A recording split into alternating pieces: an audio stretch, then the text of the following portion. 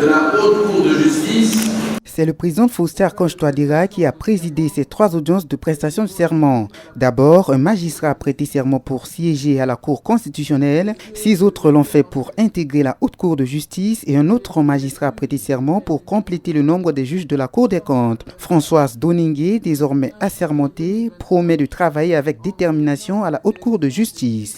Il y a beaucoup de défis, surtout pour la Haute Cour de justice, qui a une juridiction d'exception, qui a des justiciables très particuliers, en l'occurrence le président de la République, le Premier ministre, les ministres, le président de l'Assemblée et les députés. Ça, ce sont des justiciables qui sont hors du commun.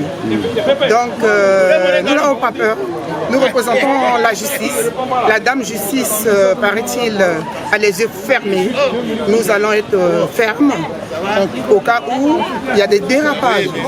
Nous sommes là à titre dissuasif aussi pour dire aux hautes personnalités du pays de faire attention parce qu'il y a l'épée de Damoclès qui est sur la tête. Stéphane Gouana complète désormais le nombre des juges constitutionnels à 7.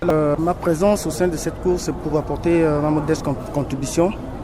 Déjà, ma priorité, c'est d'intégrer la cour, d'occuper mes fonctions, qui sont les fonctions traditionnellement réservées aux juges constitutionnels. Pour Arnaud Djoubaï Abazen, ministre d'État à la Justice, l'entrée en fonction de ces différents juges témoigne la volonté des autorités à mettre en place un état de droit. C'est là témoin de la volonté, sinon de la vision du président du chef de l'État, de mettre ce pays sur les rails et sous la bannière d'un état de droit qui nécessite la mise en place des institutions judiciaires qui vont fonctionner pour la bonne gouvernance et l'état de droit en République centrafricaine. Ces prestations de serment des juges de la Cour constitutionnelle, de la Haute Cour de justice et de la Cour des comptes interviennent au moment où la Cour constitutionnelle se prépare pour donner les résultats définitifs du référendum constitutionnel du 30 juillet dernier. Radio